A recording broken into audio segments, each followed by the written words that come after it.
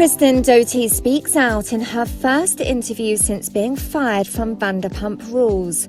During a chat on the Hollywood Raw podcast with Dax Colt and Adam Glynn, Kristen claims she learned about the firing after receiving a call from her lawyer, who dropped the note saying she was no longer going to be on the show. E has reached out to Bravo regarding these claims. I never got to speak to anyone, which is really hard because I would have liked to have had a conversation, she says.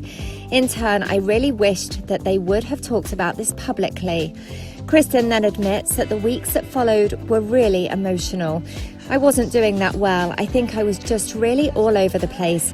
I'm not used to being silenced, and it was a lot to take in that people had a certain perception of me, that I don't hold myself. And sprinkled in there was like drinking and crying. To begin with, if I'm going to be super honest about it. Bravo announced in June that Kristen, Stassi Schroeder, Max Boyens and Brett Caprioni would not be returning to Vanderpump Rules. The news came days after Faith Stowers, who also appeared on the show, spoke out about being the only black person on the programme.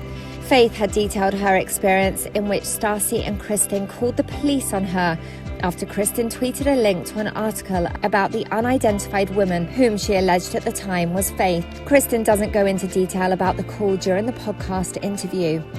I could literally sit here and tell you how moment to moment that it wasn't that I called the police on her or called 911 or gave her information, but I actually called a tip line and left my name and number, in which no one ever called me back and nothing ever happened.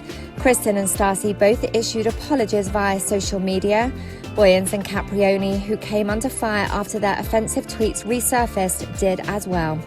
When asked about the biggest lesson she's learned, Kristen says, I think that I thought that I understood racism, but now I'm really learning about unconscious bias, learning about anti-racism, learning about how we can do things locally to really truly make changes, and putting work into your community locally to make those changes, I think, is so important for everyone to do.